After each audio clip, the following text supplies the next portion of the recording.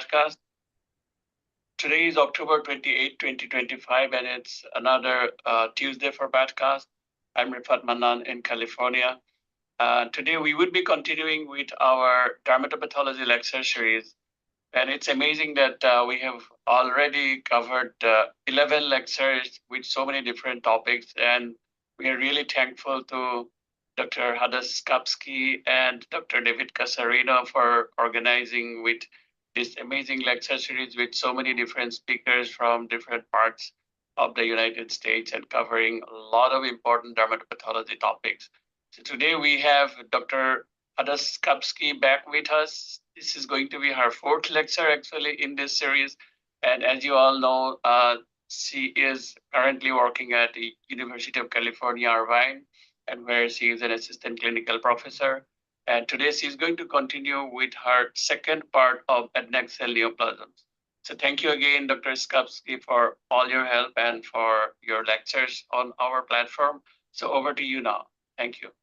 Thank you so much. It's a pleasure to be here. I'm excited to continue our Adnexal Neoplasms lecture with part 2.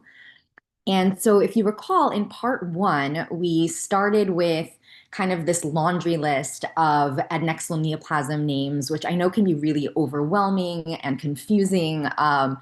And I think this is something that a lot of dermatology and pathology residents struggle with. And so what I like to kind of do with this series is the same thing I do with my kids when there's a big mess, right? So you take things that are alike and you sort them together. You create kind of a framework and an organization that you can then kind of go back to and refer to that makes the mess a whole lot less overwhelming. So that's kind of my goal in this lecture for you all today. In the first part, we covered the pilar tumors and cysts. And in this next part, we're going to look at sebaceous tumors and cysts and sweat glands tumors and cysts.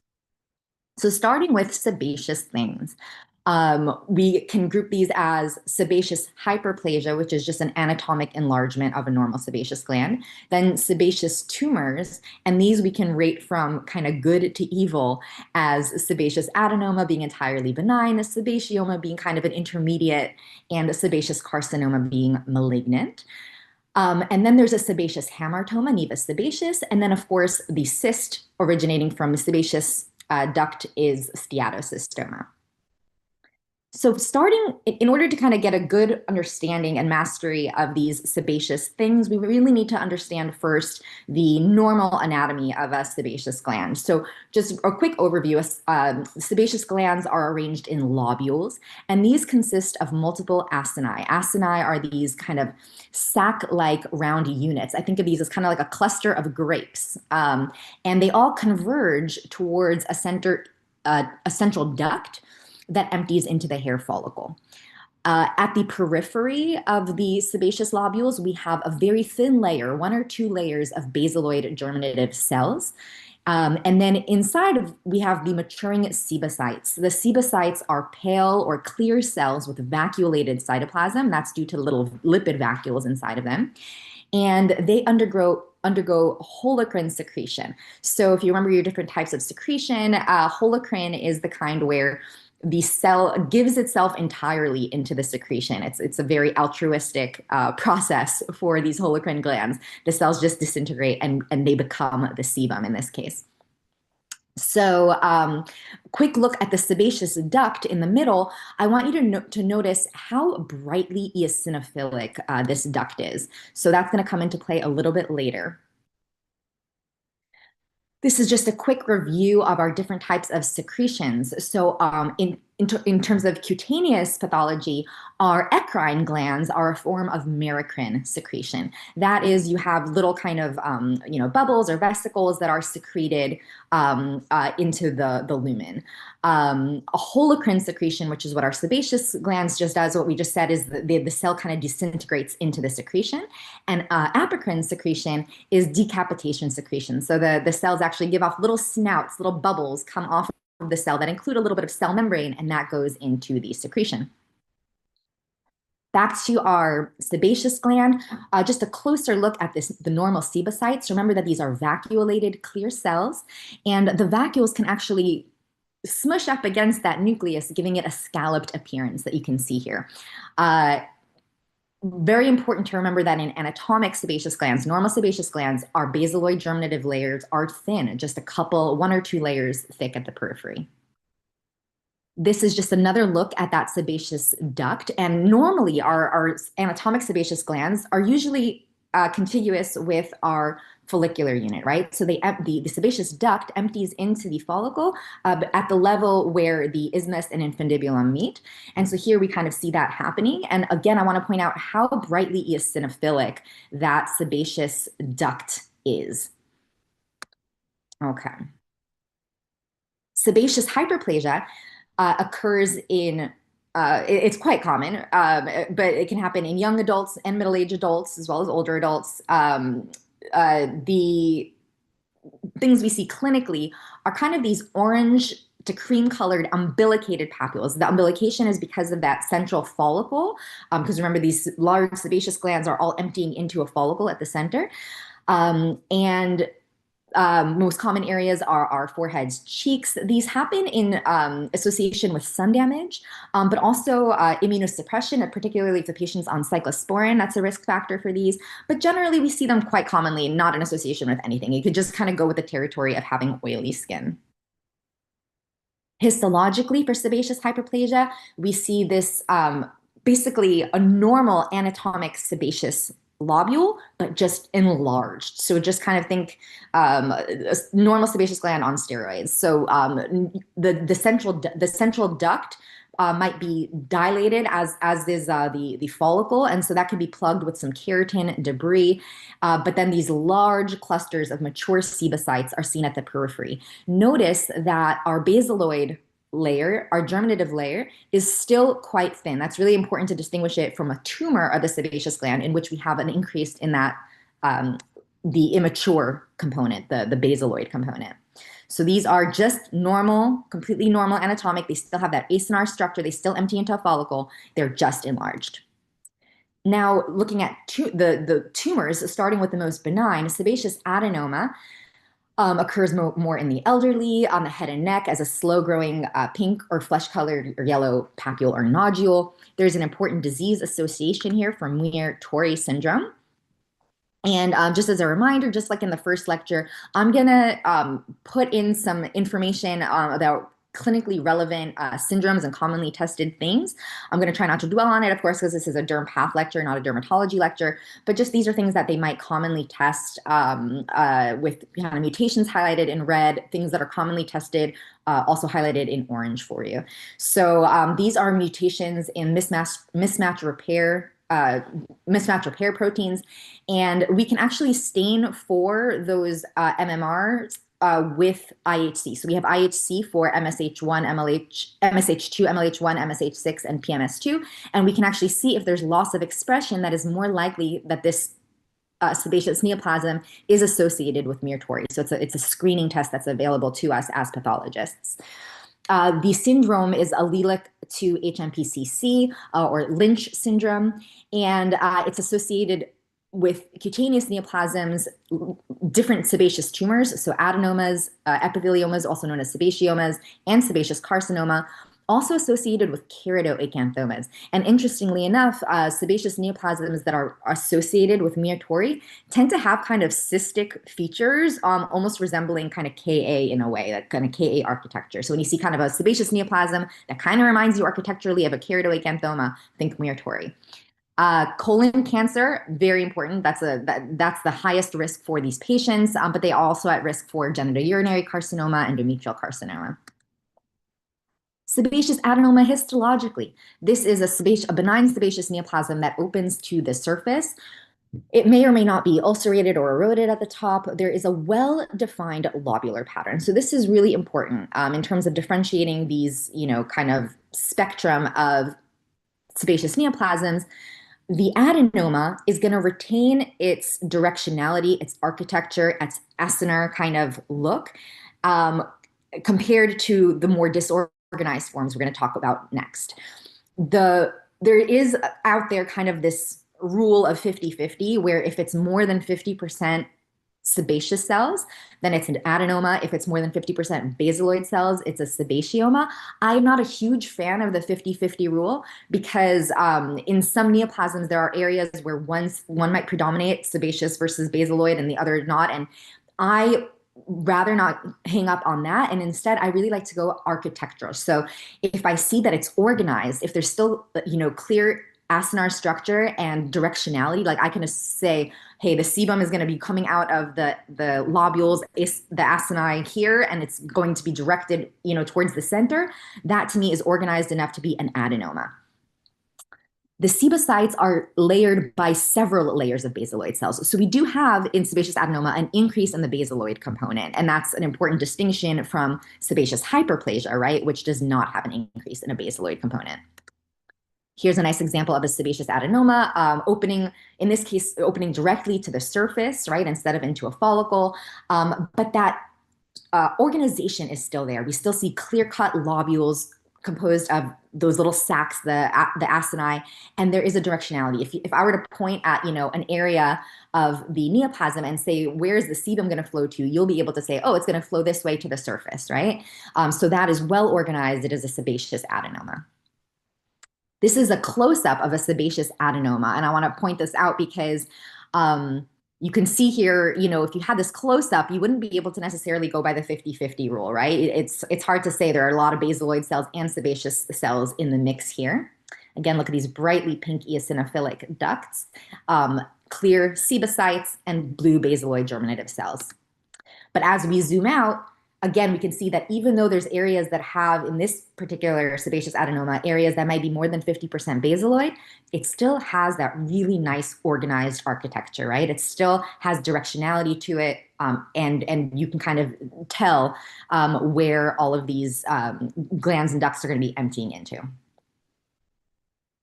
Sebaceoma is our next sebaceous neoplasm, and this one is more of the intermediate grade, right? It's not entirely benign like an adenoma. It can behave badly sometimes, but it is not a carcinoma either. So something intermediate, and these histologically look more like a BCC, a basal cell carcinoma with sebaceous differentiation, given just how much of the basaloid germinative cells there are there. Clinically presents again as just a yellowish papilla nodule, face and scalp most commonly, and that Muratori association.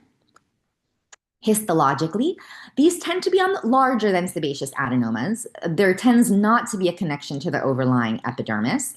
And the growth pattern in this case, rather than lobular with acini, the growth pattern is more kind of just nodular or nested, kind of a BCC-like growth pattern. So more disorganized here. The basaloid cells and mature sebacytes can be in various proportions. Again, there's that 50-50 rule where more than 50% basaloid cells should favor sebaceoma. But again, focus on the architecture. In this case, you can see here on the side, we've kind of lost that acinar quality. We don't see those clusters of grapes anymore kind of organized into a central duct in one direction. The basaloid cells may show some atypia and mitoses. That does not make it a sebaceous carcinoma, by the way. So it's really more the architecture, the growth pattern, as we'll discuss. You can have some ductal differentiation. Here is a sebaceoma. And again, here you can see that there's not really a connection to the overlying epidermis. The growth pattern here is a lot more BCC-like, right? It's just kind of this cluster, large nest or nodule without clear structure resembling our acinar sebaceous architecture.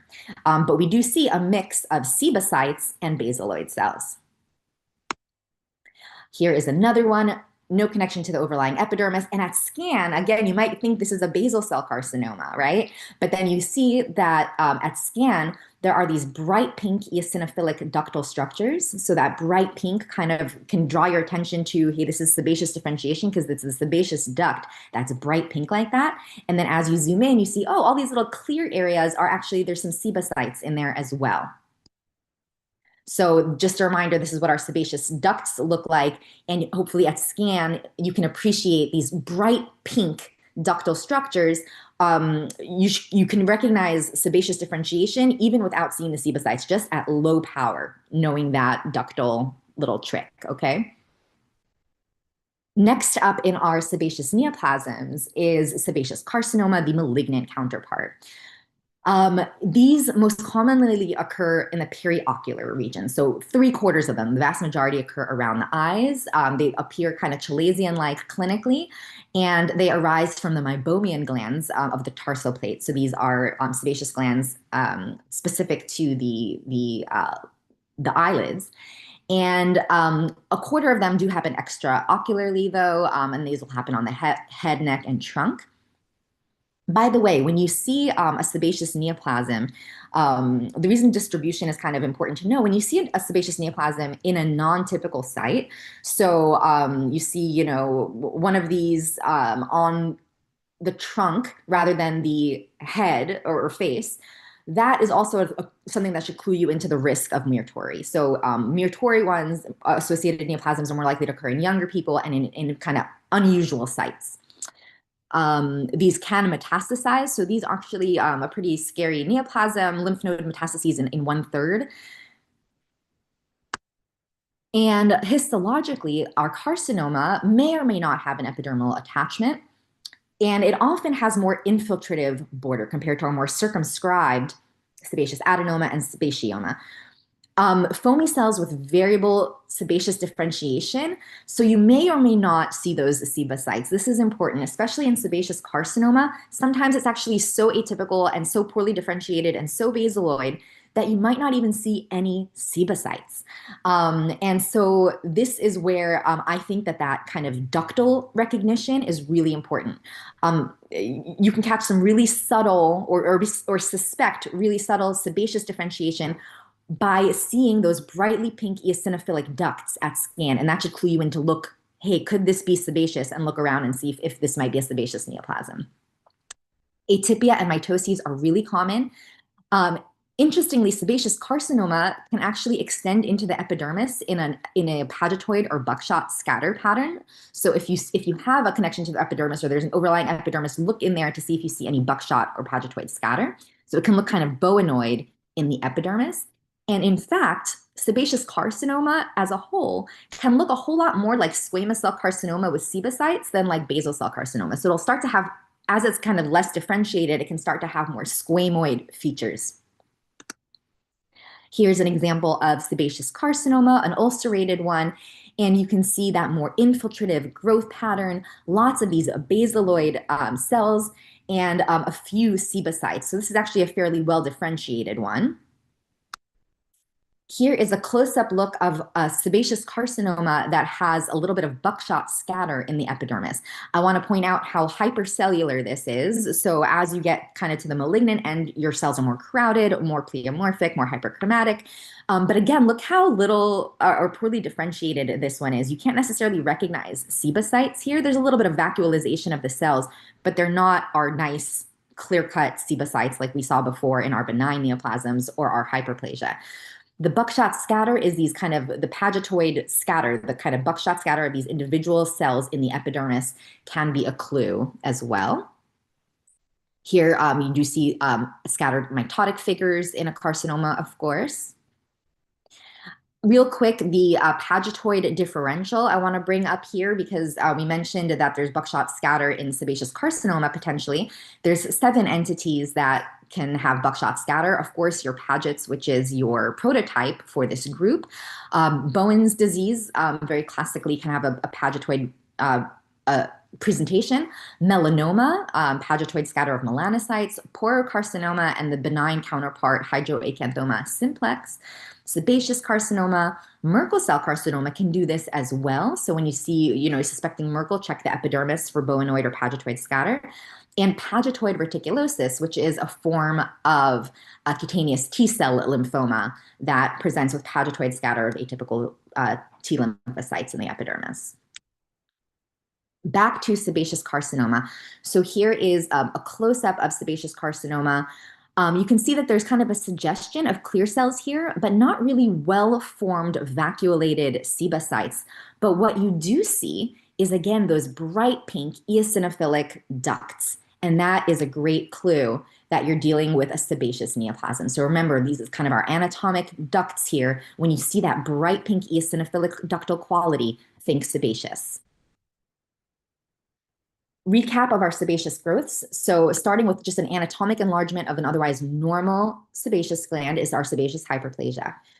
Our sebaceous adenoma is going to be still retaining its architectural acinar qualities, its lobular and its directionality. But instead of emptying into follicle, it's emptying often directly into the epidermis. The sebaceous epithelioma, also known as a sebaceoma, is going to start losing that nice architecture. Instead, it's going to be more BCC-like disorganized architecture, just kind of a nested mass without much directionality to it, but still with some recognizable sebocytes. And then our sebaceous carcinoma can actually have very few sebocytes, but may resemble more of a squamoid neoplasm, with some buckshot scatter potentially. And again, those pink ducts are a really helpful clue that you're dealing with sebaceous carcinoma. And of course, the carcinoma having a more infiltrative border rather than, these which are more circumscribed neoplasms. So we've covered our sebaceous hyperplasia and tumors. Next up on our sebaceous things is Nevus sebaceous. And this is a hamartoma. So a hamartoma is a benign tumor-like malformation composed of an abnormal mixture of tissue elements normally found at the site, but arranged in a disorganized fashion. It's not really a neoplasm, but rather more of a developmental anomaly. So Nevus sebaceous is a congenital hamartoma that involves epidermis, sebaceous glands, hair follicles, and sometimes apocrine glands. This is also known, the full name is Nevus sebaceous of Yodison. And it is present at birth, right? Because it is a malformation. It's present at birth, but it's often not detected at birth. So the story you'll hear clinically is, started when they were, usually around puberty. And the reason that is although it's present at birth, it's broad and bald, but it is not yet bumpy or bubbly. So if it's on the scalp, you'd have a bald spot there. But if it's on the body, you might not recognize it because, there's no lack of hair there. And so it's just kind of smooth before puberty. But what happens at puberty, of course, our sebaceous glands are responsive to hormones, to our androgens. And so when that turns on, the sebaceous glands start to grow, and now we really kind of see this more bumpy, bubbly looking plaque. And these, just like all other sebaceous things, tend to have kind of this orangey yellow color. And it happens most commonly on the scalp, head, and neck, but it can happen pretty much anywhere. And the fun thing about Nevus sebaceous is that if you leave them alone, which is fine to do because they are benign, lots and lots of benign adnexal neoplasms tend to arise in them. So it's a lot of fun when you do see an excision of a Nevus sebaceous, in an older individual that decides to have theirs removed because it's getting maybe too bumpy, or they just don't want to have, this nuisance, ugly thing on them. When you see the excision, it's kind of like a Where's Waldo of adnexal neoplasms. You can find sometimes like 3 to 5 different adnexal neoplasms within one Nevus sebaceous. So really fun. The most common, and this is tested, the most common tumor to arise in a Nevus sebaceous is a trichoblastoma. The most common malignancy to arise in Nevus sebaceous is a basal cell carcinoma.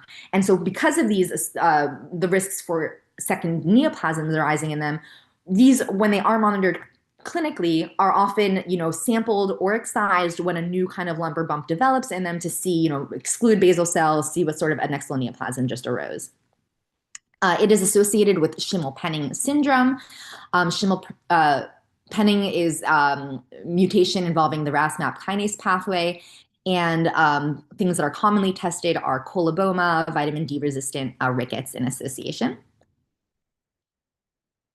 Histologically, we see 2 patterns, prepubertal and postpubertal. So prepubertal, that broad and bald stage, you have a little bit of epidermal hyperplasia, that is acanthosis, and some immature pilosebaceous units, but it's really not much to look at. Postpubertal, that's when it gets interesting. That's when your sebaceous lobules start to expand. It gets even more acanthotic, papillomatous, and bubbly in the sense that there's these large sebaceous glands, as well as dilated apocrine glands in the dermis. These sebaceous glands tend to empty directly into the epidermis with a lack of terminal hairs. So there's no actually well-developed follicles in these areas. Instead, the sebaceous glands go right into the epi. And then often there's a little bit of apocrine hyperplasia involved as well.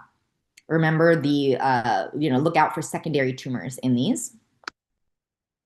Here is a rare example of Nevus sebaceous prepubertal. So we rarely see these biopsied in, infants and children, but this is what it looks like before it is, hormonally sensitized, before the androgens kick in.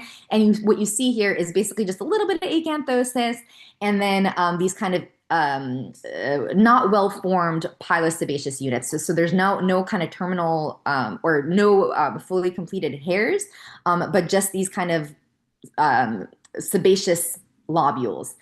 And you can imagine that clinically this would not look like much, but it is bald. So it lacks that full hair maturation. So you don't actually have fully formed follicles. Once you've hit puberty, that's when it gets bubbly. So we've got these enlarged sebaceous lobules emptying directly into the epidermis, papillomatosis, hyperkeratosis, and often a little bit of hyperplasia of the apocrine glands. What I really like about this particular shot, and this is from Dr. Dirk Elston's textbook, what I like about this is it's actually right on the edge of normal skin and Nevus sebaceous. And so what you can see here is exactly where it ends. I'm going to kind of show with my arrow, arrow here. If you kind of go along this plane right here, you can see that on this side of the screen, we have terminal follicles embedded in the fat, right? So this would be kind of, you'd have hair coming out. And now as we start this patch right here, there's a complete lack of terminal hairs. And instead of terminal hairs, we just have these dilated sebaceous lobules, dilated apocrine glands, and then the overlying epidermis demonstrating that hyperkeratosis and papillomatosis. So lastly, on our sebaceous things list, we have Steatocystoma. And this is the cyst that arises from the sebaceous apparatus. I want to point out that in the last lecture, I think somebody had asked about, the terminology sebaceous cyst. And I said, I don't like the use of that word because colloquially it's used for epidermal inclusion cyst, or also known as an epidermoid cyst, which is really infundibular in origin. And so there's nothing sebaceous about a so-called sebaceous cyst. If you were to call something sebaceous cyst, really that should be a steatocystoma, but nobody refers to these as sebaceous cysts. But these are the real cysts from sebaceous origin. They happen in young adults, yellowish to flesh-colored papules and cysts, most commonly on the chest, but you can see them on the neck, axilla, face. Simplex is when it's solitary. You can have steatocystoma multiplex where you get numerous cysts. When you have that, it can be associated with Pachyonychia congenita type 2, also known as Jackson-Lawler. And the mutation for that is keratin 17. Steatocystoma histologically, we often see an empty cyst because the oily substance is gone from processing. And the cyst may still retain some sparse keratin or vellus hair shafts. The lining is really unique in this steatocystoma. So it is an undulating stratified squamous epithelium that's fairly thin, 2 to 5 layers. There's no granular layer. But what's really unique is that you have this wavy, eosinophilic, shark tooth-like cuticle. So this is kind of that shark tooth-like lining. And the reason that does that is that resembles the sebaceous duct, that brightly eosinophilic sebaceous duct that we saw earlier. If you're lucky and you get the right section, sometimes you can even see some sebaceous glands embedded in the cyst wall. You don't always see that. Just seeing this lining is enough to call it. All right, and so we covered our sebaceous tumors and cysts. We're going to move on to our sweat gland tumors and cysts. And just a heads up, I think we're going to go over today because there is a lot to cover. But if anybody has to leave at the end of the hour, this will be broadcast and available. As we go on to our sweat gland tumors and cysts, I want to point out that for organizational purposes, I really like to think of the sweat gland tumors and cysts as families. So families of tumors. And in doing so, I'm going to interject just some fun photos from this website. It's called awkwardfamilyphotos.com. If anybody is bored or has some extra time on their hands, this is a great website to visit for a good laugh. It's just people post their ridiculous family photos. No babies were harmed in this photo. They're okay. But I will kind of point out some families of tumors for you as we, go through to help kind of organize and solidify these entities for you, okay? So first, we're going to divide our sweat apparatus tumors and cysts into blue tumors, and these are tumors of the secretory portion, and pink tumors, which are the duct portion of the sweat apparatus, right? So the secretory portion, what's meant by a blue tumor is that the secretory part is mostly nucleus. So at scanning power, the tumors are going to be blue in appearance, basaloid, so to speak, in appearance. And the blue tumors can be divided into the Apocrine adenoma family, the Spiradenoma cylindroma twins, and then the Adenoid cystic carcinoma and Mucinous carcinoma opposites. And then we've got the benign cyst counterpart of the blue secretory portion is going to be our Hidrocystoma. Our ductal or pink grouping, the tumors that derive from the duct, and I should say pink in the sense that there's more cytoplasm to these. So our ducts, right, have more, a little bit more cytoplasm relative to our nucleus. Of course, all cells have nuclei, so they're really going to be more of a purple rather than a pink. But the idea is that there's more pink to these tumors. So at scan, they don't look as basaloid. These pink family includes the Syringo family and the Acrospiroma family. These are kind of our ductal neoplasms. So starting with our Apocrine adenoma family, our secretory sweat gland tumors. So there is a quadruplets of Apocrine adenomas. And this, you can kind of determine, they all have very similar histologic features, but we kind of group them actually based on where they originate or where they're located on the skin. If you see kind of this Apocrine adenoma morphology histologically, and it's a tumor on the head and scalp, it's going to be a Syringocystadenoma papilliferum. If it's in the nether regions, right, your genital skin, Hidrocystoma papilliferum. If it's on the nipple, it's a nipple papilloma. Erosive adenomatosis of the nipple is another name for that. If it's anywhere else on the body, we group them together as something called papillary ecrine adenoma / tubular apocrine adenoma. These used to be considered two separate things, and then we realized they're the same thing and kind of group them together. And we can collectively call these PETA tumors. So important to note that these quadruplets have an evil cousin. That evil cousin is when it happens on the digits. So when the same tumor morphology happens on a digit, be afraid, be very afraid. This is a digital papillary adenocarcinoma. Starting with our first member of this group, Syringocystadenoma papilliferum. This is something that happens from birth to childhood, and but it can present in adulthood as well, and especially in association with Nevus sebaceous, most commonly on the scalp. And it's a raised, often crusted red warty plaque, alopecic if present on the scalp. Histologically, we see an invaginating cystic spaces that open to the skin surface. So Syringocystadenoma papilliferum characteristically opens to the surface. And we see apocrine sweat gland epithelium. That's going to be common to this entire group of apocrine adenomas. So what is apocrine epithelium? We have, again, the kind of blue cells, mostly nucleus, with a decapitation secretion. So you can recognize that decapitation secretion that we talked about earlier with our different kind of secretory types. Decapitation, they kind of let off little bubbles into the secretion. So that you can actually see histologically. These will form papillary fronds. These kind of resemble almost like the villi of the intestine. So you can kind of see that, I think, the best in the bottom left photo here. In the cores of these papillary fronds, you'll often have plasma cells. So these are kind of just chock full of plasma cells as well. Here's another view of a Syringocystadenoma papilliferum where it's opening to the surface, and we have these apocrine differentiated glandular cells forming kind of villus-like structures. And at the core of each of these, we're going to have some plasma cells stuffed inside of the kind of villus mesenchymal core.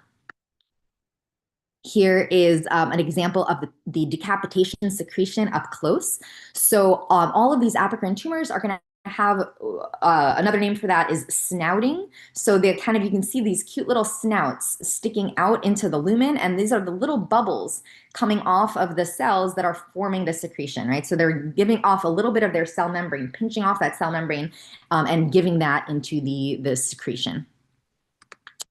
Here is a look at the core of a villus structure here in a Syringocystadenoma papilliferum, and look how chock full of plasma cells it is. Look again at that really nice decapitation, kind of bubbly secretion coming off of the surface. Hidrocystoma papilliferum.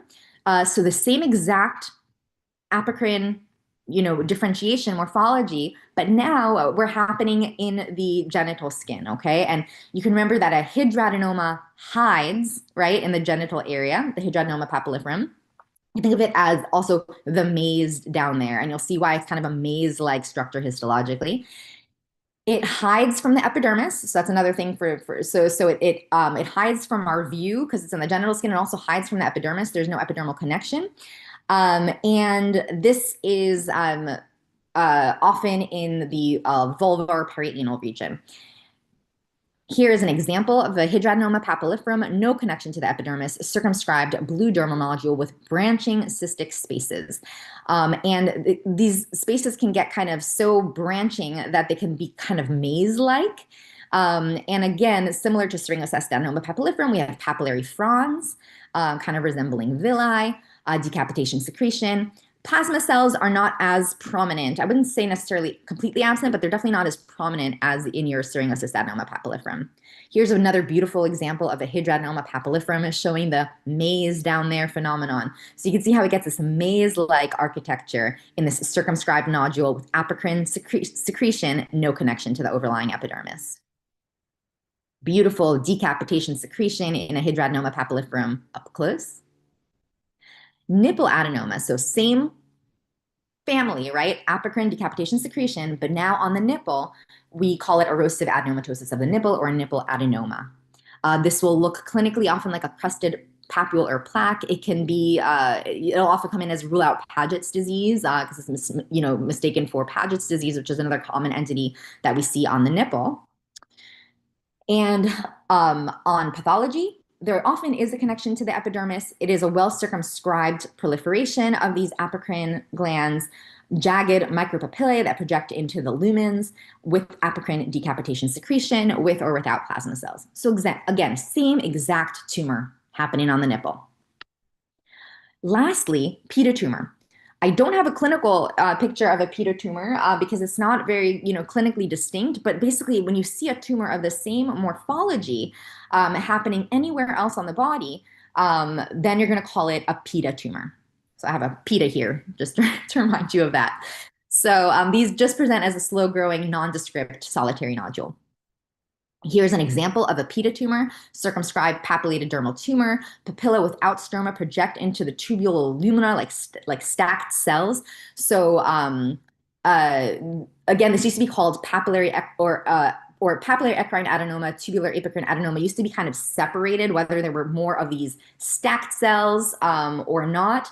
But then we realized that it's all the same tumor. So now they're just grouped together. But you often do see kind of this stacking phenomenon along with that apocrine decapitation secretion. And this is the tubular apocrine adenoma pattern where you have just more of these dilated tubules. And often you see a little bit actually of that apocrine secretion at the center, kind of that schmutzy stuff is the apocrine secretion. I like to kind of think of these almost as like a scratch and sniff. Like if you were to scratch this, you'd be able to smell that lovely apocrine smell. This is the papillary eccrine adenoma pattern. So that's the more stacked cells pattern. But again, same tumor. We really don't need to differentiate these, but just recognize that these two patterns, along with apocrine decapitation secretion and a neoplasm happening anywhere except the head, genital region, and nipple, is going to be a PETA tumor. And this is an example of a PETA tumor at scan. Circumscribed, large kind of cystic spaces, And then as we zoom in, we would see that this is apocrine decapitation secretion, and this is kind of apocrine sweat at the lumen. And here you can even at scan appreciate some of the stacking of the cells. I wanted to bring this one to your attention because if you remember from our previous lecture on follicular neoplasms, we had a trichoadenoma, which was our eyeglass tumor. And that's a follicular infundibulum differentiation. And at scanning magnification, these two might actually look kind of similar. They're both kind of these dilated, cystic channels grouped together into a circumscribed nodule. But of course, if we were to go into high power here, we see the apocrine decapitation secretion, and the center is apocrine sweat. Here, we see infundibular cyst-like lining with a granular layer, and the center is lamellated keratin, just like an EIC, epidermal inclusion cyst. So here is a closer, right? So we zoom in closer, and we see, again, the tubular apocrine adenoma pattern up close here, and versus a trichoadenoma, where it just looks like a bunch of infundibular cysts with a granular layer and keratin at the center. So the last entity of this family that we need to discuss is that evil cousin. So same tumor morphology. If you see that happening in a digit, be afraid, be very afraid. It is aggressive digital papillary adenoma, or it used to be called aggressive digital papillary adenoma. But now it's recognized that these are all pretty much adenocarcinomas. No matter how bland looking they might be, they behave badly, they can metastasize. So pretty much safe to assume that these are carcinoma. And on pathology, so we see in digital papillary adenocarcinoma very similar tumor morphology, right? The apocrine decapitation secretion, glandular proliferation, it might see some villus-like structures, but it tends to be a little bit more solid. So this is a Dirk Elstonism, evil solid hydranoma papilliferum on acral skin. So just kind of more solid looking, and it's just never benign, even if it's not atypical looking. It's often poorly circumscribed, can involve the dermis and subcutis, and it's a papillated tumor, solid hydradenomatous areas. So you can see here some areas compared to the quadruplets, right, that had more kind of tubular structures and villus-like structures. We have a little bit more solid areas in our malignant version here in our digital papillary adenocarcinoma. This is another example of that. So glandular spaces, again, this can look deceptively mild. This can look just like our, PETA tumors or our other, family members in this family, but a little bit more solid. And just the fact that it's in an acral digital location, be afraid, be very afraid. Another example close up, you can see the apocrine decapitation secretion and these cystic spaces, somewhat maze-like. This one kind of reminds me of the hydradenoma, so the hydradenoma that we saw on the genital skin. So the family is shown here for summary. Syringocystadenoma papilliferum if it's on the scalp, Hidrocystoma papilliferum if it's on the genital skin, nipple adenoma if it's on the nipple, PETA tumor if it's anywhere else, and digital papillary adenocarcinoma if it is occurring on the digit. That concludes our apocrine adenoma family, and we'll go on to Spiradenoma and cylindroma twins.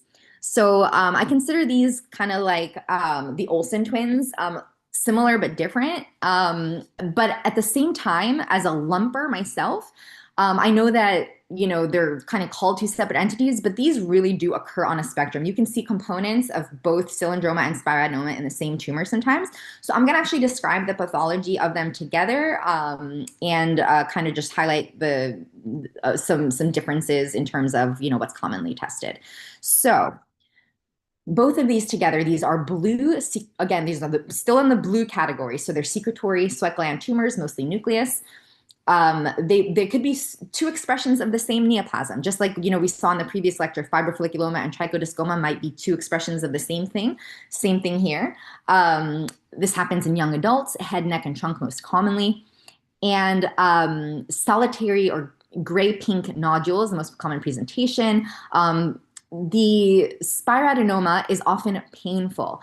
So it's part of our kind of painful tumors differential. Those of you who are in dermatology probably learned the Bengals mnemonic for your painful nodules. And this is the ES, the eccrine spiradenoma in Bengals. And the reason that they're thought to be potentially painful is that there is a inflammatory component to them. So there's a good number of lymphocytes in the neoplasm, and that might be what contributes to the painful quality. Association that's important is Bruch-Spiegler syndrome. Here is the Spiradenoma pathology to begin with. So sharply demarcated blue balls in the dermis, often has a surrounding kind of fibrous capsule, or what I like to think of as like a hyaline cuff. And these have larger round islands of blue cells with very little cytoplasm, right? They're all nucleus, hence they're in the blue family. They have some darker gray cells at the periphery and lighter gray cells in the middle, giving what's called a pseudopalisade effect. And I'm going to show that more closely in just a moment. So the two cell types, the outer small basaloid cells that are a little bit more hyperchromatic, and then the inner cells that have larger gray oval vesicular nuclei. Spiradenoma classically peppered with black lymphocytes, therefore being a little bit painful. We can often see ductal structures, so duct lumina in them, and often you see these eosinophilic hyaline droplets that kind of match the hyaline cuff around the tumor. There's little droplets inside the tumor as well. So Spiradenoma stroma, what's unique about the stroma, and also, of course, cylindroma is the same stroma. So Spiradenoma and cylindroma stroma, thick pink cuffs around each tumor island, and often associated with some vasculature or hemorrhage.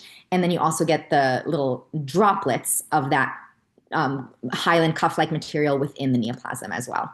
Blue balls in the dermis at scan. And here at close up, you can see the light gray nuclei more towards the center and the dark gray nuclei at the periphery, as well as the peppering of lymphocytes all throughout the tumor. This light gray, dark gray contrast is what gives rise to that pseudopalisade. So really quick, palisade versus pseudopalisade.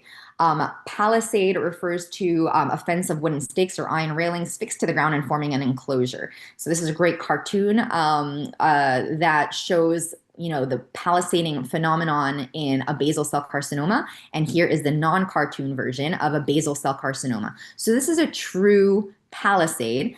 And I like to think of palisade as almost like all the cells are trying to get a front row seat at the basal layer. They're all just kind of crowding themselves in there, and they elongate to kind of just smush in there. And so that's a real palisade, okay?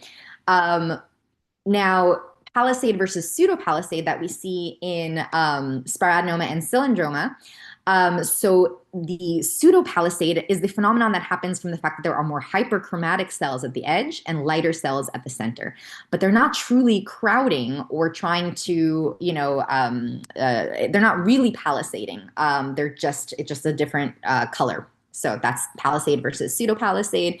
And remember that the palisading phenomenon, this happens in basal cell carcinoma, right, our malignant follicular bulb tumor, and also in all our benign follicular bulb tumors that we discussed in the last lecture, right? Palisading, peripheral palisading is a classic basaloid feature, and these also have a very classic stroma associated with them, right? So a basal cell is going to have your fibromucinous stroma, and your benign follicular neoplasm is going to have more concentric fibroblast-rich stroma resembling that of the follicle sheath, versus your Spiradenoma and cylindroma stroma. So you're ever kind of wondering, is this a real palisade or not? Things you can do are look at the stroma. Look how this has a really nice hyaline cuff, right? That is a unique stroma.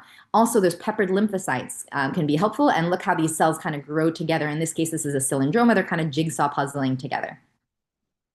Here is another example of Spiradenoma up close. And this one I like to show kind of just another component of that stroma that kind of makes its way into the tumor itself.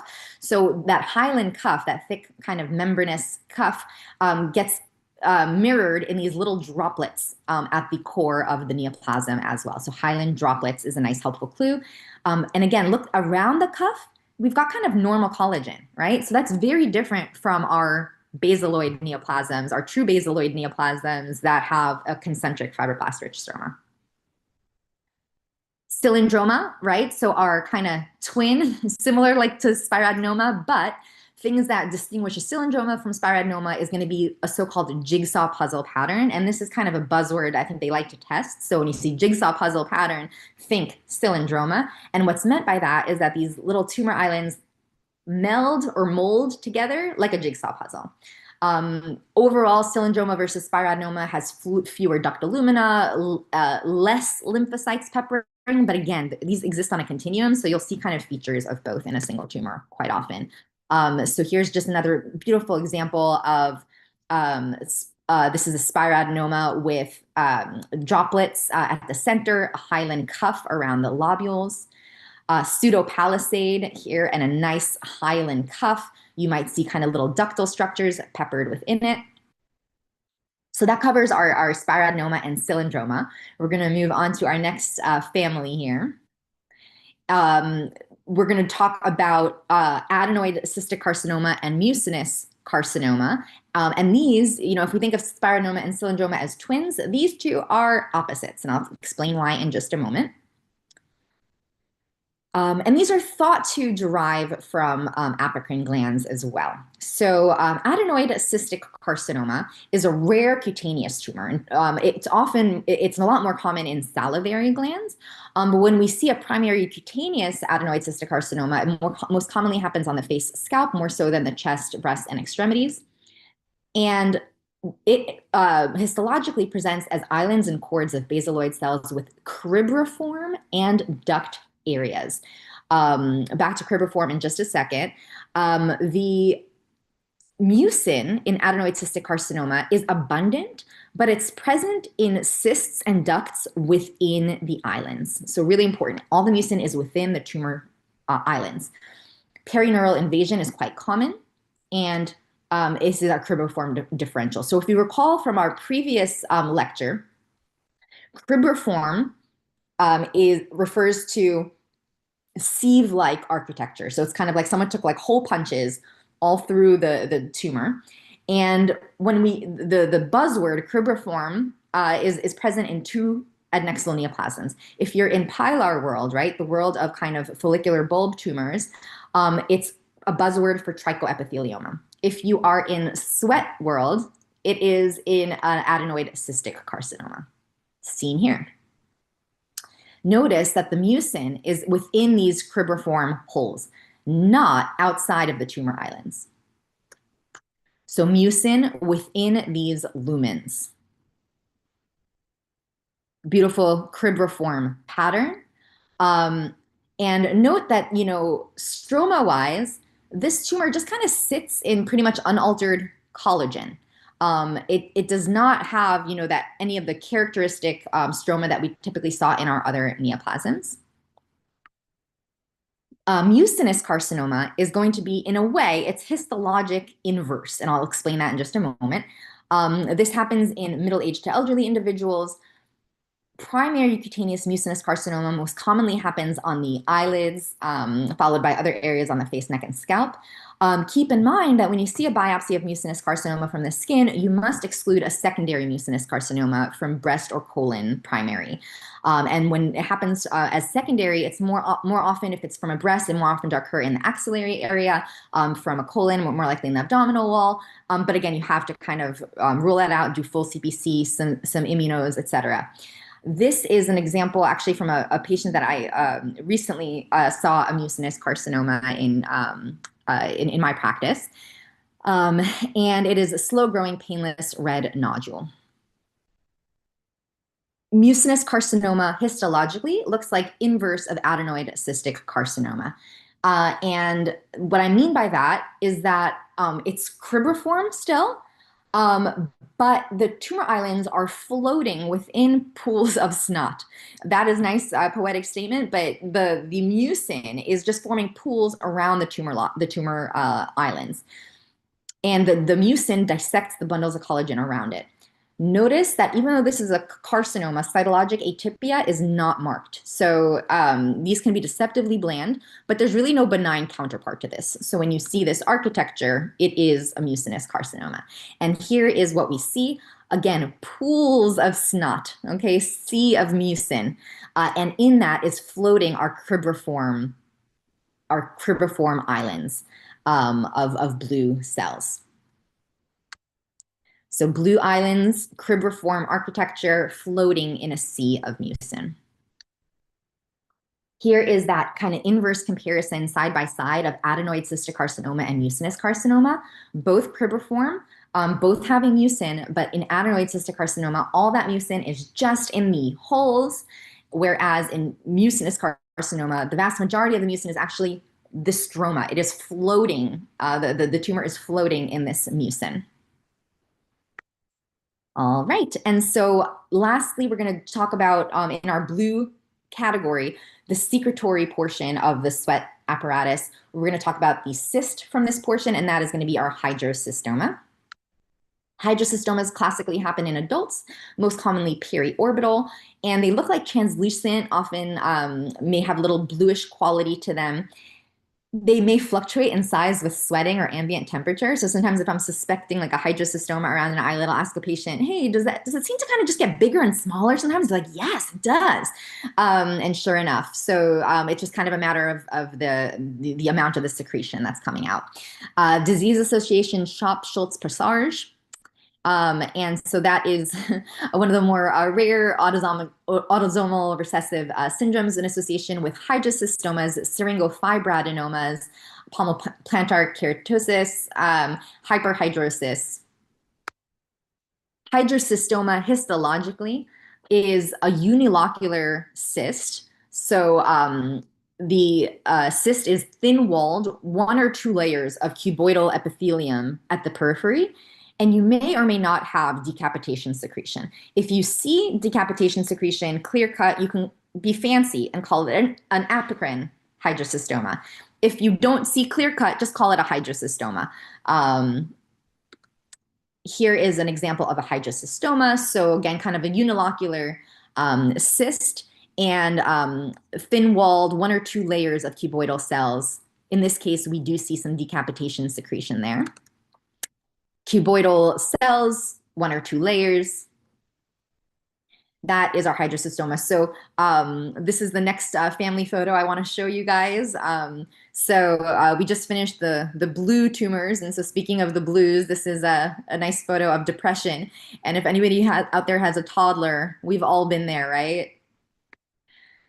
All right. Next up, we're going into our pink things. And this is kind of our last, so hang in there with me. We're almost there. Our sweat duct tumors. So our pink tumors, starting with our Syringo family. So Syringoma, the syrinx, remember, is the duct or pipe. So these are ductal origin. Syringomas, most common periorbital, and multiple kind of small papules. But it can happen in other areas too. Here you can see them on the penis as well. Disease associations, Down's syndrome, diabetes, and Nicolau-Ballas syndrome. Syringomas histologically are small BB tumors, meaning they are small, circumscribed, and that corresponds to that clinical presentation, right? They always look just kind of like these small little papules. If you see something that's much more extensive, beware. It might not be a syringoma, right? It might be the surface of a microcystic adnexal carcinoma or something like that. So that architecture is important. It should be small and circumscribed. The Paisley tie pattern happens in this. It's part of our some men do metro Paisley tie differential we talked about at the last adnexal neoplasm lecture, in the sense that we have these kind of tadpole-like structures in a somewhat sclerotic stroma. And when we look at these, again, up close, we have a sclerotic stroma, a circumscribed papulonodular configuration of these tadpole-like ductal structures. In some areas, the ductal structures can get kind of tadpole shapes. Paisley tie, so again, up close, all those entities on the Paisley tie differential can kind of have this look, right? So morpheoform BCC, microcystic adnexal carcinoma, Syringoma, and desmoplastic trichoepithelioma all share that Paisley tie pattern. But you're gonna, kind of zoom out and say, what is our architecture of the neoplasm? What is the differentiation, ductal versus follicular, et cetera? You can have clear cell change in these, when you do, that can be associated with diabetes. For comparison, Syringoma and desmoplastic trichoepithelioma both can look kind of quite similar on a superficial shave biopsy. But if you kind of have a good biopsy and you can see the architecture of the lesion, what you'd see is that this, kind of paisley tie infiltrative pattern for a syringoma ends up being like a little circumscribed little papule, whereas desmoplastic trichoepithelioma is more of a thin plaque, right, only involving the superficial dermis with a central dell. And this tends to have more infundibulous cystic structures, more follicular differentiation, whereas this is more ductal differentiation. And I say more because you actually can have a little bit of ductal differentiation in trichoep and a little bit of follicular differentiation in syringoma, but it's really the predominant pattern that you're looking for, okay?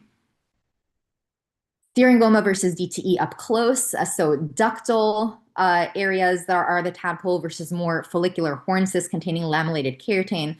And remember that anytime you have keratin horn cysts, you can also have often calcification. And so areas of calcification are more common in your trichoep compared to your syringoma. Clear cell syringoma compared to lymphadenoma. This is something that I was one time asked to, kind of compare and contrast from one of my residents. And I thought that's actually really interesting thought. I guess there are some similarities here. So a clear cell syringoma will have these tadpole-shaped tubules infiltrating a sclerotic stroma, whereas a lymphadenoma also has kind of a clear look at scan. But remember that a lymphadenoma is a funny or oddball variant of a trichoblastoma. So this one has a true peripheral palisade. So this is a basaloid neoplasm. It'll have a true peripheral palisade. And it'll also have the stroma of our benign follicular tumors, the concentric fibroblast-rich stroma compared to our more kind of desmoplastic stroma of a syringoma. A little bit of a kind of up close comparison. And in our clear cell syringoma, you see that there's a lot of ductal differentiation, and these are kind of cuboidal cells that are clear, versus our lymphadenoma, which is basaloid differentiation, true peripheral palisade. And the clearing is actually a result of kind of mucin within the tumor islands in association with a lot of inflammation as well. All right, so next in our syringo family is chondroid syringoma, or a mixed tumor. These are epithelial. These are, importantly, they have two components that need to be there. So an epithelial component, which is either apocrine or eccrine, and a stromal component. A prominent stromal component, which is either mucinous, chondroid, or fibrous, or a mix of them often. Most often it's a mix of them. These are solitary slow-growing nodules on the head and neck. And the chondroid syringoma, or mixed tumor histologically, usually is a deep tumor, right? Sometimes you might see no epidermis at all. You just see this kind of deep nodule. And the epithelial component, which is apocrine and eccrine, plus the stromal component. The epithelial component is kind of embedded in this thick stroma.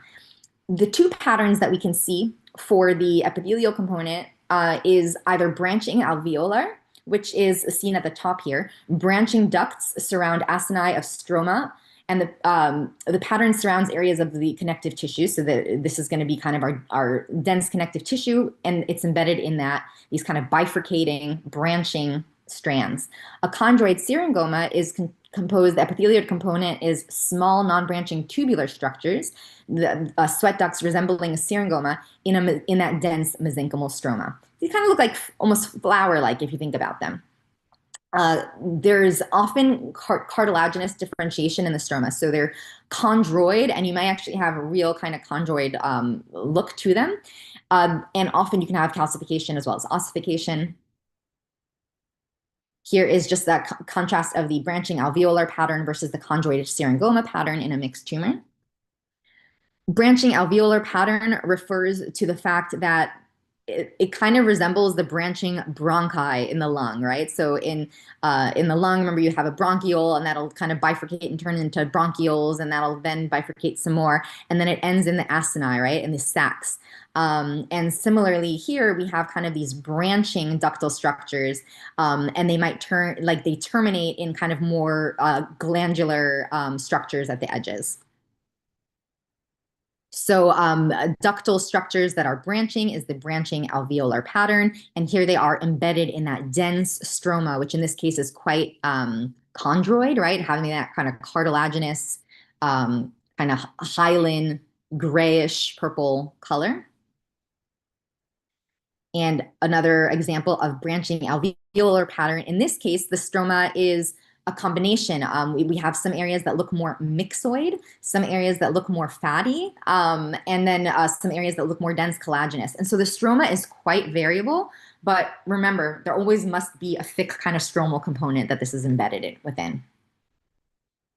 This is small tubules in the chondroid matrix for the chondroid Syringoma variant. Small tubules embedded in that thick chondroid matrix. And more of the same. They do look pretty and floret-like, don't they? Next in our Syringo family is Syringofibroadenoma, also known as Mascaro tumor. And this is a slow-growing tumor that runs along the ducts, most commonly on the extremities, presenting as hyperkeratotic nodules. And what we see histologically is mostly vertical anastomosing pink strands. So these anastomosing thin pink strands form a lattice that connect multifocally to the epidermis.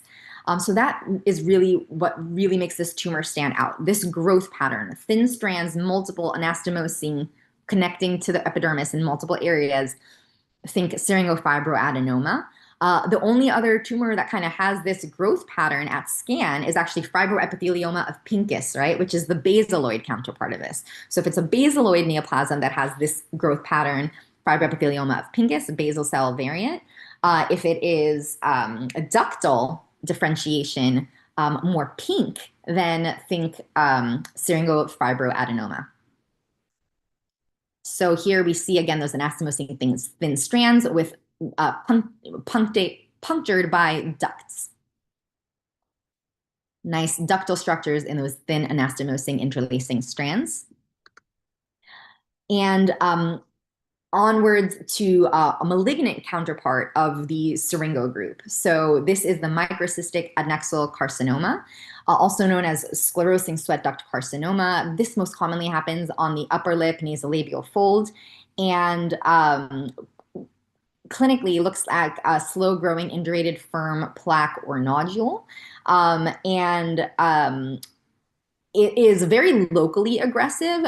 More than half recur, but fortunately, metastases are actually quite rare. The best treatment is Mohs, and the reason that they tend to recur so often is that they pretty much always have extensive perineural involvement. These just love the nerves. Histologically, it's a large, poorly circumscribed nodule or plaque on sun-damaged skin that is deeply invasive. So remember that this entity is on our Paisley tie differential, some men do metro with kind of infiltrative Syringoma-like areas or horn cyst-like areas. So the surface can kind of resemble a desmoplastic trichoepithelioma, and it can resemble a Syringoma as well. But then this just dives way deeper and infiltrates down into the reticular dermis, often into the subcutis as well, and wraps around nerves.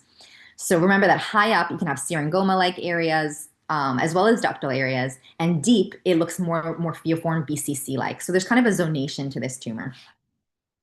You can have horn cysts of varying sizes and shapes, especially up top. And then cytologically bland. So even though, you know, this is a carcinoma, again, it's often difficult to find the mitoses. It's really that infiltrative growth pattern and how deep it goes that lets us know how that this is a carcinoma. Lymphoid aggregates can be a clue. So if you see lymphoid aggregates, that is a clue that you're dealing with a MAC. and perineural extension quite common. So here's an example of a lymphoid nodule. And here we can see that this is, again, a Paisley-tie kind of tumor, right? These kind of small, sometimes tadpole-shaped masses and strands of basaloid cells infiltrating a pink sclerotic stroma. But this, instead of kind of terminating way, in the superficial dermis, the way desmoplastic trichoep does, or being a circumscribed papule, the way a syringoma is, this is a plaque or nodule that is deeply infiltrative. And remember how important it is to get a good biopsy of these. So don't blame your dermatologists out there. Do not blame your dermatologist out there if you shave biopsy something like this and they say surface of sclerosing epithelial neoplasm, the differential includes, microcystic adnexal carcinoma, desmoplastic trichoepithelioma, syringoma. It's not their fault. You need the CPC and you need a deeper biopsy.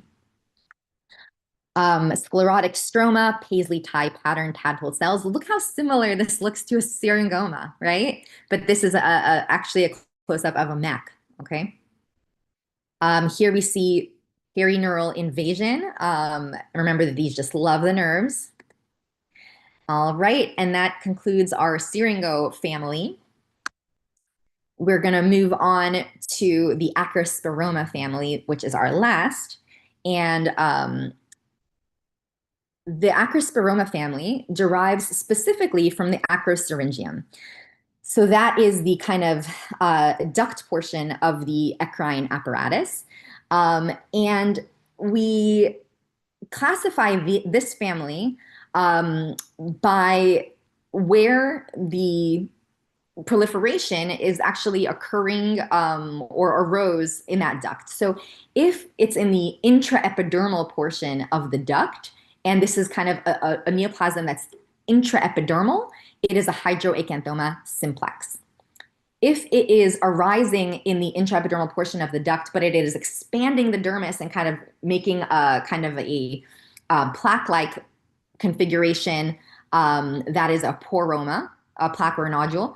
The dermal duct tumor is if we're going from the deeper portion of that duct, and it's just arising in the dermis without a connection to the overlying epidermis, appearing as kind of spotty balls in the dermis, that's a dermal duct tumor. If it is arising in the deep dermis with no connection and is more kind of solid nodular, that is a hidradenoma, also known as a nodular hidradenoma. All of these you can call, if you wanted to, this whole family an acrospiroma, right? So lumpers be lumpers, you can just call it acrospiroma. But if you want to be, extra conscientious of your classification, this is kind of how it's helpful to think about these. Where do they arise? Where is this, what's the architecture and kind of where the duct originated in this tumor? So the Acrospiroma family, what they'll have, so I'm going to talk about the first things that they all share. They're never palisaded. So this is really important. Unlike our basaloid neoplasms that have a palisade or even a pseudopalisade, these have none of that. There's nothing that resembles a palisade here. So that's really helpful in distinguishing these from other adnexal neoplasms. And often mixed here, by the way, refers to the fact that, even though we have, separate names, hydroacanthoma simplex, poroma, dermal duct tumor, oftentimes it'll be blurred. There'll be versions of both of these, right? And so there'll be tumors that has, some components of dermal duct tumor and some of nodular hidradenoma, or some hydroacanthoma simplex and some poroma. So the distinction is not entirely black and white. What they all have together in common, most important thing, poroid cells. And what are poroid cells? Poroid cells are monotonous polygonal cells with plenty of pink cytoplasm, right? Remember, this is ductal. It's in our pink group, meaning there's a good amount of cytoplasm surrounding that nucleus. And these are polygonal monotonous cells. And they have indistinct cell borders interspersed with small cuticle-lined ducts. So you'll see kind of tiny little holes throughout, being our little ducts.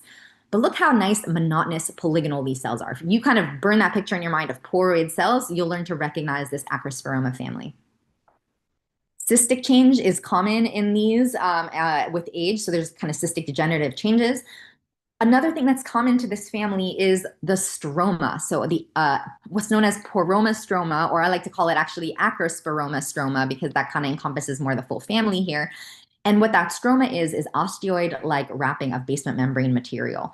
And so hyalinized collagen with kind of compressed or ectatic vessels within that collagen.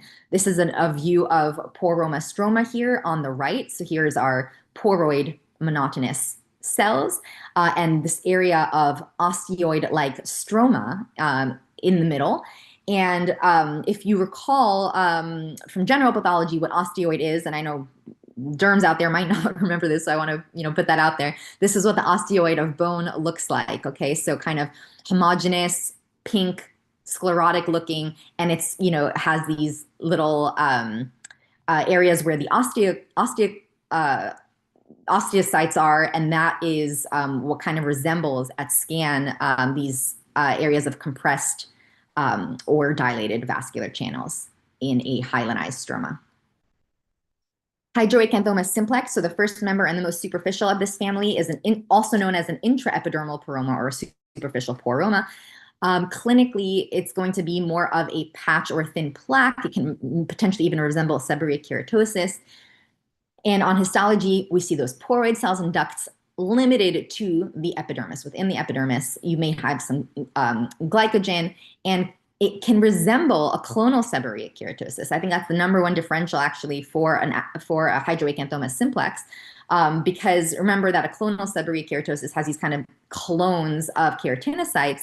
Here we have what looks kind of like clones, but instead of the normal kind of keratinocyte differentiation, these are our poroid cells, our monotonous polygonal cells that are studded with little holes or ducts. So clones of acrosyringeal keratinocytes studded with ducts. Poroma, as we're going deeper and deeper, is most commonly seen on the soles and extremities. And morphologically, this actually does have a somewhat distinct clinical appearance in that it's often very friable looking clinically. It's very kind of red, vascular, well circumscribed. So it often comes in as rule out pyogenic granuloma. It's mistaken for pyogenic granuloma clinically most commonly. And we'll see, and the reason, by the way, for that is that poroma stroma. It's that ectatic vessels in the hyaline stroma that's giving it that kind of friable quality, as well as the marked kind of acanthosis. So this is something that the acrosyringeal cells, the poroid cells in this case, are originating in the epidermis, but now they are actually expanding. Rather than just forming little clones in the epidermis, they're actually expanding. The epidermis becomes the tumor. So now we have this epidermal tumor, markedly acanthotic epidermis, extending down into the dermis, sharply demarcated, polygonal cells. Remember, those poroid cells are the defining feature of this family, with ample pink cytoplasm, super monomorphic, cuticle-lined ducts. These can be pigmented sometimes, and that vascular poroma stroma is what gives it that kind of friable quality clinically. Another example of a poroma, anastomosing pattern connected to the epidermis. So again, in this case, the poroid cells expand the epidermis. The epidermis is now our tumor. It's an acanthotic tumor. Here's an example of a pigmented variety. So these are our monotonous poroid cells that are pigmented in this case. Dermal duct tumor, now we're heading a little bit further down, and now we're starting to lose the connection to the overlying epidermis. So now same poroid cells, acrosyringeal cells, but now no connection to the epidermis. It's originating from the dermal portion, and this is forming the spotty balls, just kind of little islands of poroid cells within the dermis, with often ducts and, again, cystic cavities. Dermal nests of acrosyringeal cells in a dermal duct tumor. Lastly, in this family, the deepest version is our Hidrocystoma, the deepest of our Acrospiroma group. And these are often solitary, but maybe partially cystic large nodules, may have a blue-gray nodule from that cystic change. And there's no particular site predilection. There are, of the family of things, the Hidrocystoma, the deepest one, has the most histologic heterogeneity to it. So it has the most kind of variance and the most variety in cell types. So I'll talk about that in just a second. So the variants that we sometimes see are solid cystic hidradenomas, clear cell hidradenomas. There's others, there's lots of names for these poroid hidradenomas, etc. Now, being the deepest, it's no connection to the overlying epidermis. It's in the deep dermis or even sub-Q, large circumscribed nodule, multilobular with poroma stroma between the lobules. Solid and cystic areas that are lined by cuboidal epithelium. You might even see some decapitation secretion if there is any apocrine differentiation, because these can be both apocrine and ecrine. And multiple cell types, so poroid and squamoid cells, as well as clear cells. So remember that all of the other Acrospiroma family was really just those poroid cells, the monotonous poroid cells, and they're once you recognize them, they're very easy to recognize. Hidradenoma is I think, most challenging of this family because it can have more cell types. So in addition to your poroid cell types, you can have cells that look more like squame and cells that look with clear cell change. That makes it a little more challenging. But if you take a look around, you'll usually find at least one area that has that classic poroid look, and that should really draw you to that diagnosis. Here, a dermal nodule of hidradenoma, and cystic kind of degenerative changes. Here, if we zoom in, we see that there's some clear cell change. So this would be potentially a clear cell hidradenoma. This is an example of a more solid cystic variant. So there's kind of cystic degenerative change with sweat in the cystic areas, ductal areas, and more kind of solid poroid areas. And that concludes our sweat apparatus tumors and cysts, which is the end of our lecture here. And so this is my awkward family photo.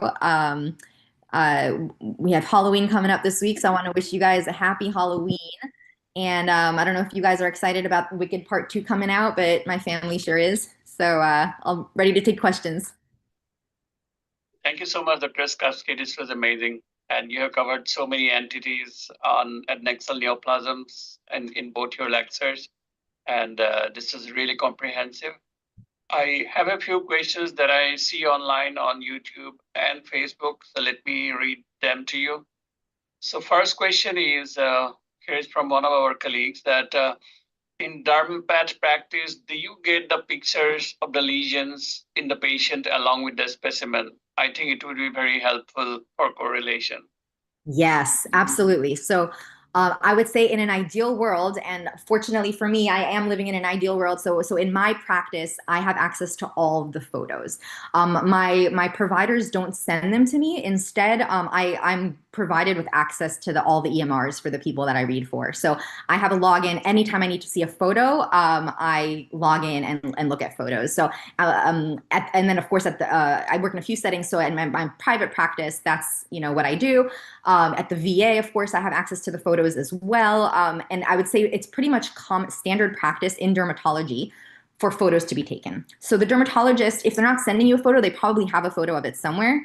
And so if you're not in that lucky ideal situation where you're not receiving the photos or don't have direct access to the photos, by all means, ask them for the photo. It's there. So very important. ClinPath correlation is the most useful skill and necessity in this field. Right. Thank you. Thank you so much. I think this would be very helpful suggestion for our colleagues who practice in different parts of the world. One question is about Syringoma. So you showed Syringoma, and for a beginner, maybe many a time Syringoma may be confused with an infiltrating carcinoma.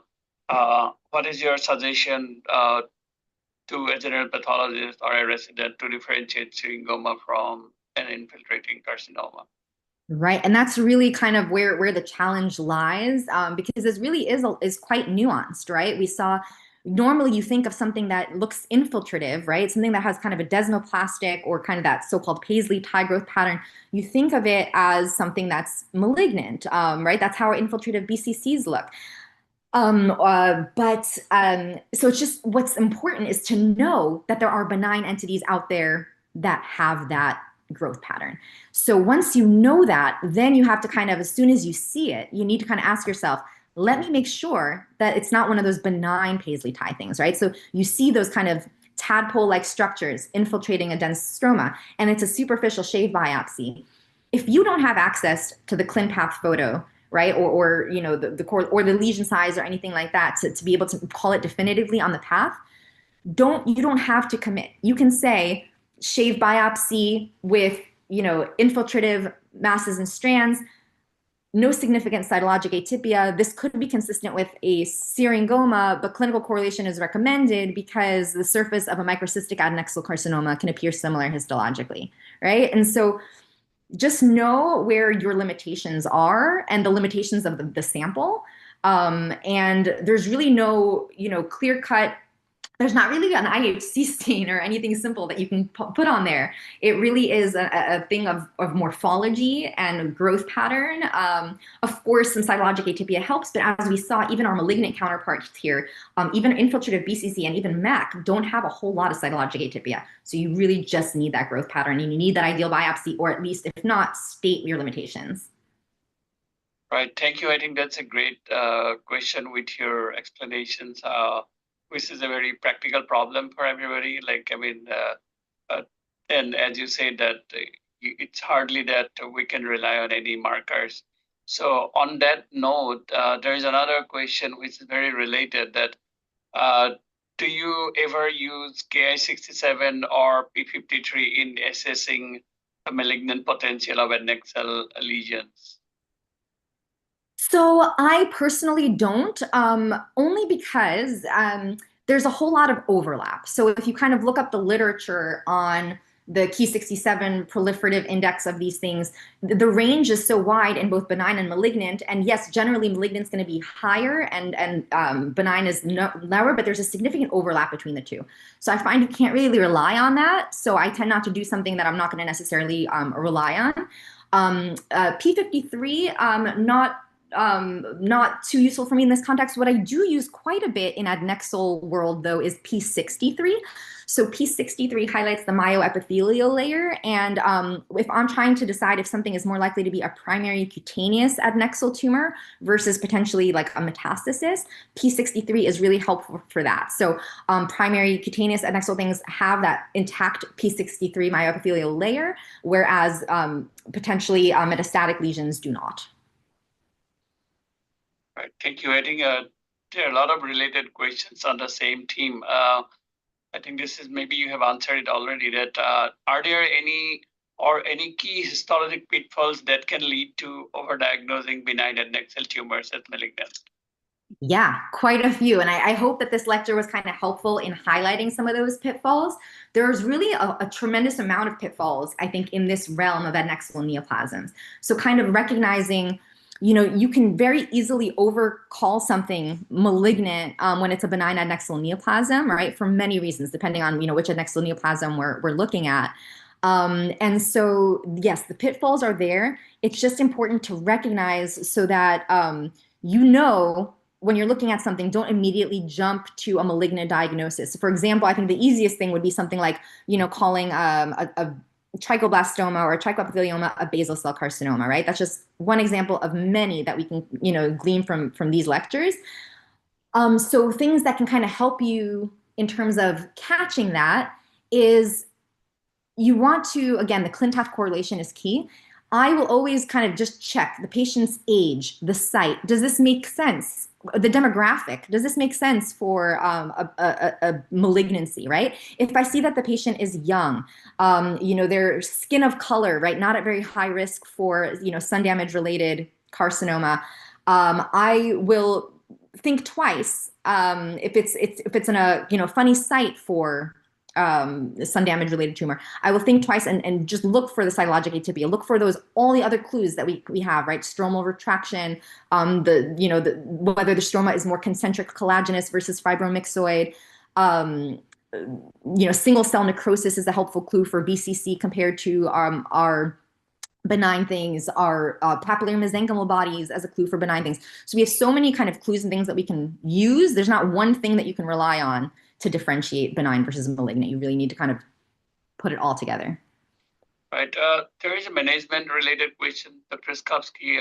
What's your take on the role of Mohs surgery versus wide excision for adnexal carcinoma? Yeah, so I believe that Mohs is preferred for adnexal carcinoma, just because you can, conserve as much tissue in that way, and it has the highest cure rates.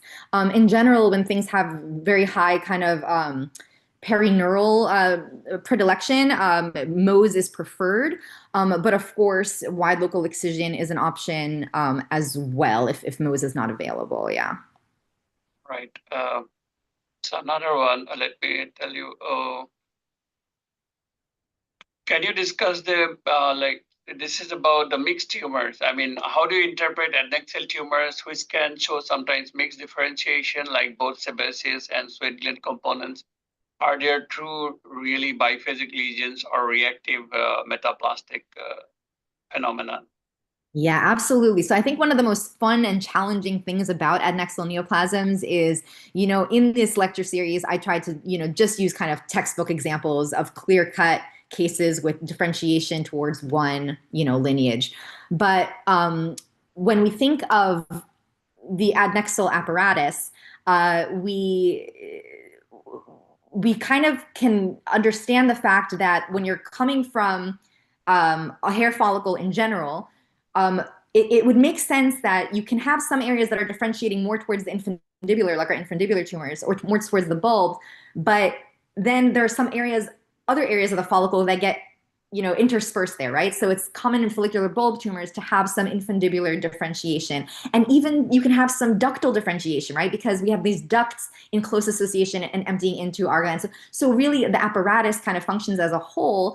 And so the tumor, even though we get really super nitty gritty and kind of like to say this is differentiating from this exact part of this apparatus, there's often kind of multiple lineages that can be detected, and there's some overlap. So I don't kind of fret when I see multiple kind of differentiation, different lineages, whether it's sweat gland and follicular in one. I kind of try to look at the overall, pattern. What's the predominant pattern here?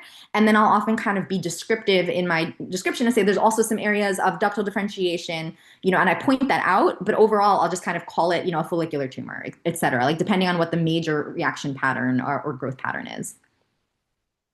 Uh, so I think one last question that I found on Facebook is that because would you have any advice to the trainees or general pathologists who do not see a lot of dermatopathology, that they get intimidated by the zoo of so many adnexal tumors with different entities? And is there any approach that you would like to suggest, that what is the best approach that they can have? Yeah, no, I absolutely love this question. And so if you recall, kind of the beginning of my lecture, there's like that picture of the kids sorting the, different buttons into compartments, right? So grouping things together and putting things into a framework to make it make sense. So what I would say is 100%, and I remember feeling overwhelmed like that when I first started learning adnexal neoplasms. Like it is just, there is so much, and some of these names are insane and they sound alike, and some of them have a lot of features that look alike. So it's very, very overwhelming. But what I would say is for each adnexal neoplasm that you encounter, try to go back to this series of lectures and put it into the framework. Say, where does this fit in? And so some of the questions that you can ask yourself when you're looking at adnexal neoplasm is, what is the lineage, right? Where did this, what cell type is this differentiated from? And that you can tell, whether it's basaloid, right? Versus ductal, et cetera. Then say, are there stromal features that might point me towards one lineage or another? Because remember, most of these tumors, a lot of them have really characteristic stromal features as well. And then go back to that framework and say, where does this fit in? Which family is this in? And how do I, compare it and contrast it to things that might be similar or potential pitfalls? And as you keep doing that exercise with different adnexal neoplasms, it will just click eventually. And then when it does, they're actually a whole lot of fun. Right. I think another question that just popped up. I would read it for you. Is it necessary to do molecular pathology in adnexal tumors, like, for example, looking for NF1B in adenoid cystic carcinoma? Good question. So I would say that for the vast majority of these adnexal neoplasms, I do not routinely employ molecular testing. As of course, molecular testing is becoming more kind of widespread and we're discovering more and more things, they might play a larger role. But for the most part, in dermatopathology right now, it's pretty clear cut morphologically, and we're able to make the diagnosis on the basis of morphology and maybe some IHC if we need to. Right. I think that's all the questions that I could gather on Facebook and YouTube from our viewers who had the patience to stay on and then interact with Dr. Skupsky. And thanks to our viewers who joined from so many different places. I saw that we had our colleague joining from countries as far as Kosovo, Cambodia, Thailand, Peru, many joined from India.